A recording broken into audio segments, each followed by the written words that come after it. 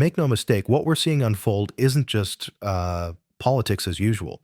We're talking about alleged strong-arming, threatening, bullying tactics. I mean, straight out of an authoritarian playbook, wouldn't you say? And aimed right at the law firms, meant to be, bulwarks of our system. Welcome, everyone, to the Deep Dive Report Show. We took a hard look at the stories that really matter. Today, we're diving deep into these serious allegations surrounding Donald Trump. This alleged pressure campaign against some of America's top legal firms. We've gone through the news, the analysis. Our mission is to bring you the crucial details, to understand what's being claimed, what the potential fallout is, and frankly, why this hits right at the heart of the rule of law. That's absolutely right. Our goal here isn't just skimming headlines. It's about dissecting the information, really connecting the dots, giving you a clear picture of the core issues. So this deep dive, it focuses squarely on these allegations, these very serious claims, and what they could mean for our legal system, our democratic norms. And the claims themselves are, well, they're stunning, truly. We're hearing Trump allegedly cut deals with 5 huge law firms: Kirkland & Ellis, Allen Overy, Simpson Thacher, Latham & Watkins, Cadwalader. Big name, major players. Yeah, the alleged terms. Okay, get this. They supposedly get a pass. They're let off the hook from what are being called vengeful executive orders in exchange for, wait for it, hundreds of millions of dollars in free legal services for his pet projects. Now, you tell me, does that sound like justice? Yeah. Or does it sound more like, well, a shakedown? Well, it certainly presents a scenario that demands very careful examination. If these allegations hold water, it could represent a significant, perhaps unprecedented overreach of executive power. Yeah. It potentially blurs those critical lines between legitimate governance and, actions driven by personal or political agendas. But it allegedly doesn't stop there. That's not the end of it. We're also hearing reports, strong reports, that a key condition, a part of these alleged deals, was these firms had to publicly disavow DEI, diversity, equity, inclusion, hiring practices. It seems like in Trump's America, equity itself is seen as some kind of threat. And these leading legal institutions were supposedly forced, essentially, to pledge loyalty, abandon their own stated principles on diversity, and just fall in line.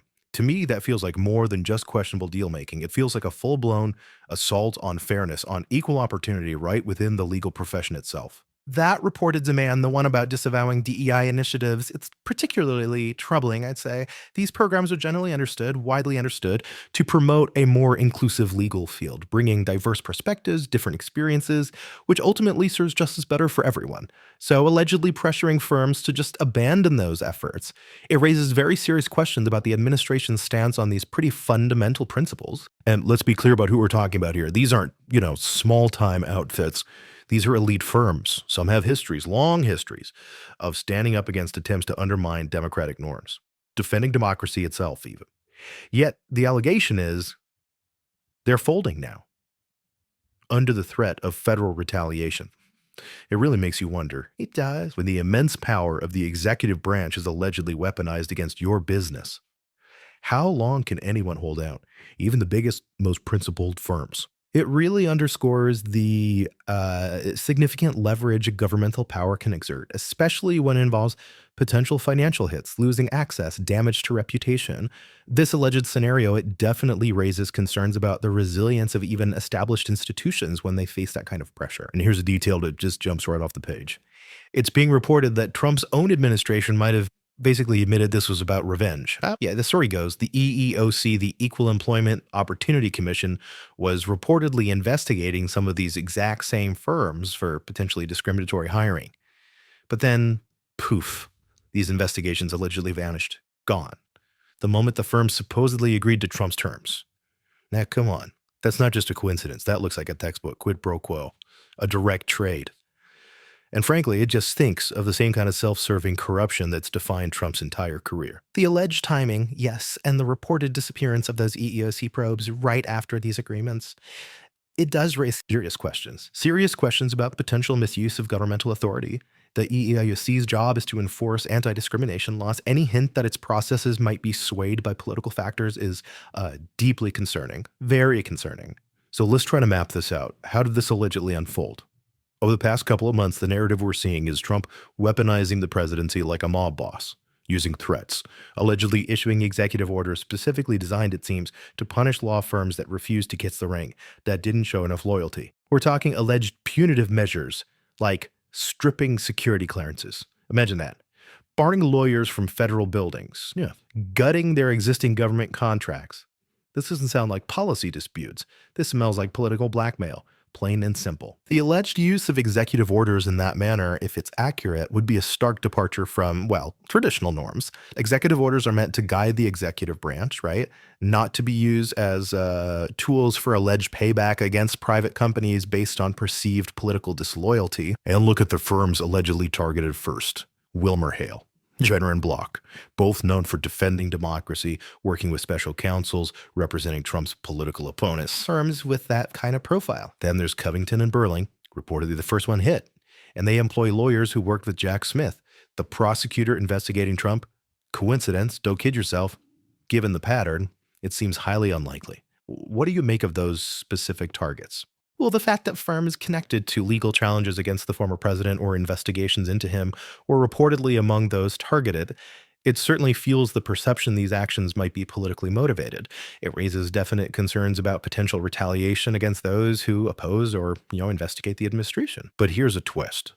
Some firms are apparently fighting back in court. And get this, they're winning some rounds. Ah, interesting. Yeah, judges are apparently blocking parts of Trump's orders, calling them overreach, retaliation, even unconstitutional. Yet instead of backing down, the claim is Trump is now offering these deals, a kind of lifeline maybe. Survive, but only if you surrender. Only if you meet his terms. This feels like a classic way democracies erode. Not one big blow, but 1,000 cuts. Gradual pressure, calculated moves. The judiciary's role here as a check on executive power is obviously vital. It's fundamental to our system. The fact that courts have found issues potentially deeming some orders unlawful really shows the importance of that constitutional balance. However, the alleged continued pursuit of these agreements, even despite legal setbacks, suggests a persistent effort to exert influence regardless. Okay, let's really dig into this free services thing. This alleged $125 million each, supposedly for veterans and fighting anti-Semitism. Now, on the surface, who argues with that? Worthy causes? Absolutely. Of course. So when you put it in the alleged context, the pressure, the quid pro quo, the EEOC investigations disappearing, it starts to look less like charity and more like a ransom payment. The accusation here is that Trump isn't really driven by supporting veterans or fighting anti-Semitism. He's allegedly extorting these firms to prop up his own image while simultaneously forcing them to dismantle diversity programs. That's not philanthropy. That sounds like a protection racket run from the White House. Yeah, when you see substantial financial contributions to specific causes allegedly tied directly to other demands, like abandoning DEI, it inevitably raises questions. Questions about the real motivations. Are these actions truly in the public interest, or do they mainly serve political goals? And what's really truly chilling, is the assertion this is just the start. The claim is Trump's made it clear, no institution is safe. Not if it resists him, if it stands in his way. Think about the alleged pattern. First, the media attacks, relentless.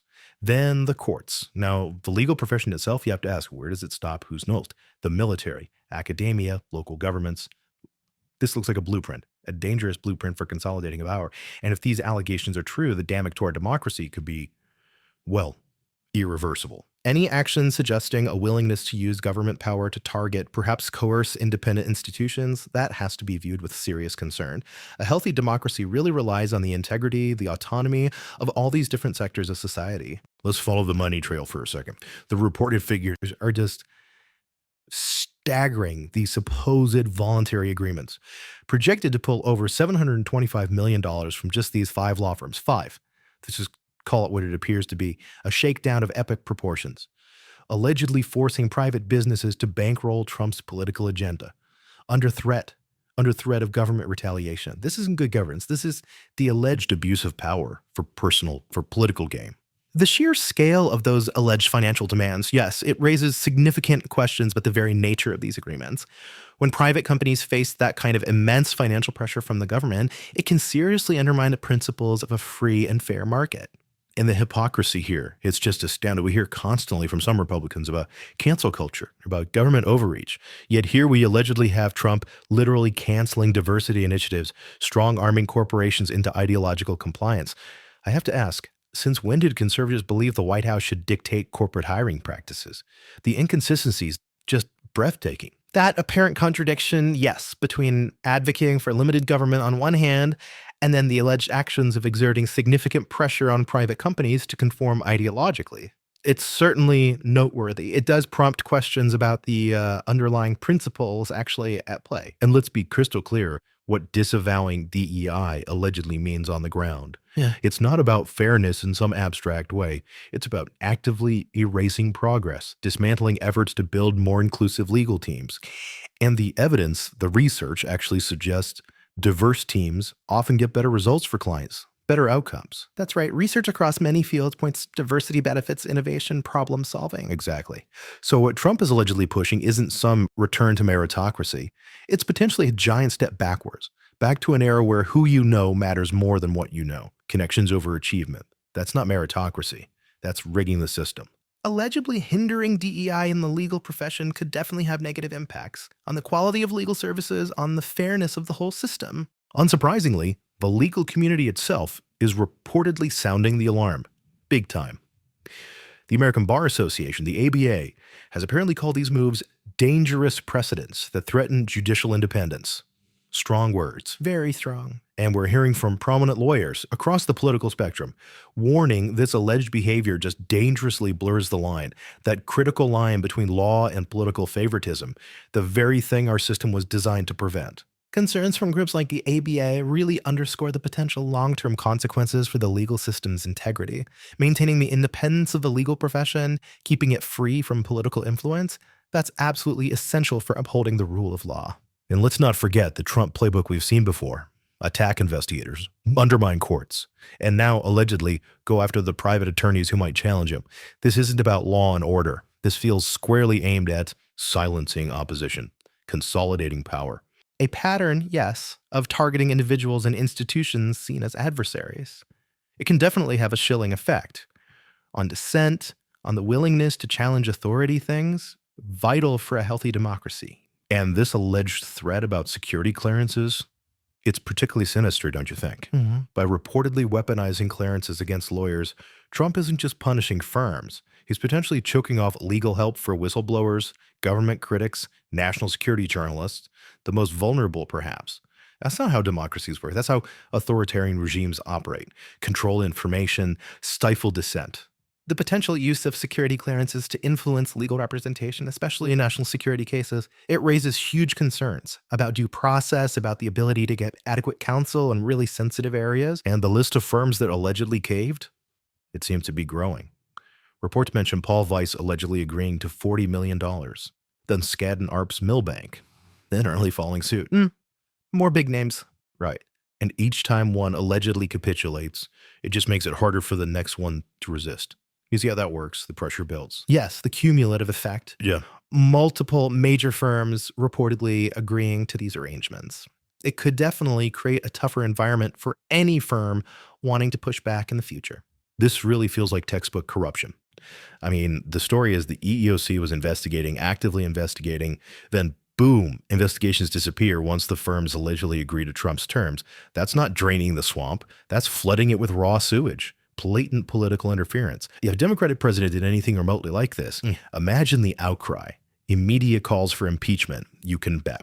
The alleged link, that connection between regulatory investigations stopping and these agreements being made, it certainly warrants close scrutiny. It raises fundamental questions about the integrity of regulatory enforcement itself.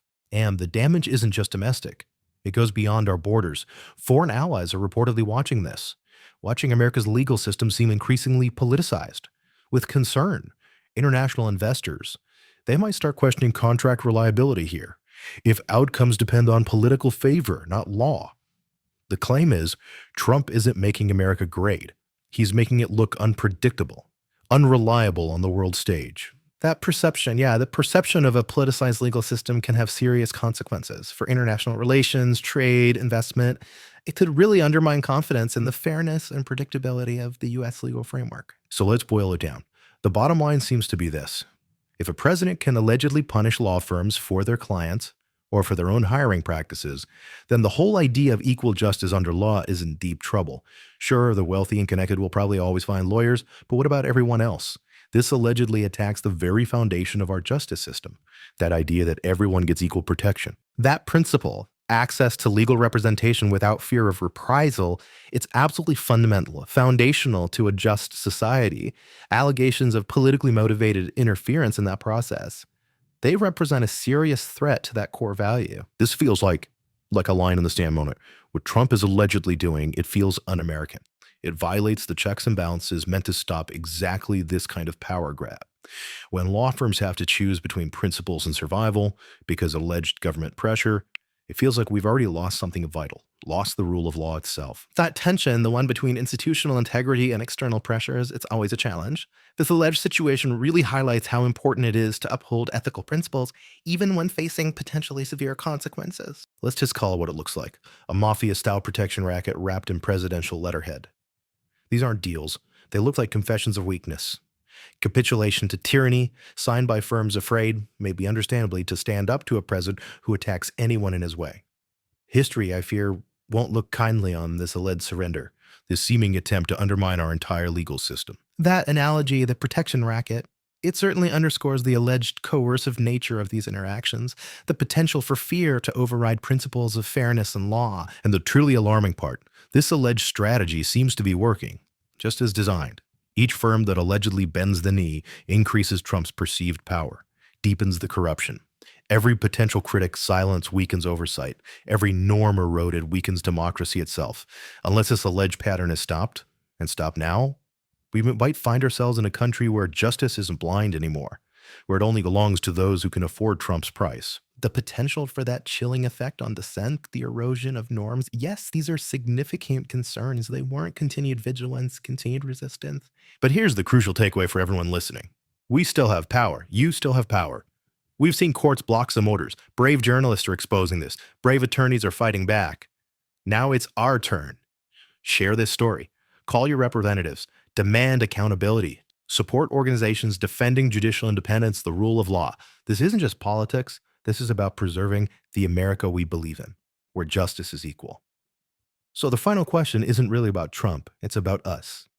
Will we watch silently as the pillars of justice seem to crumble? Or will we stand up, speak out, and fight back? Our democracy wasn't just given to us. It's loaned to us, generation by generation. And right now, the bill is coming due. The time to act isn't tomorrow. It's today, right now, before it's too late. Our country is counting on you. And we here at The Deep Dive will keep bringing you this kind of in-depth look. Keep listening to The Deep Dive Report Show. Like this video if you found it valuable, subscribe to the channel for more. And definitely click that notification icon so you don't miss our next breaking news story. We'll catch you then.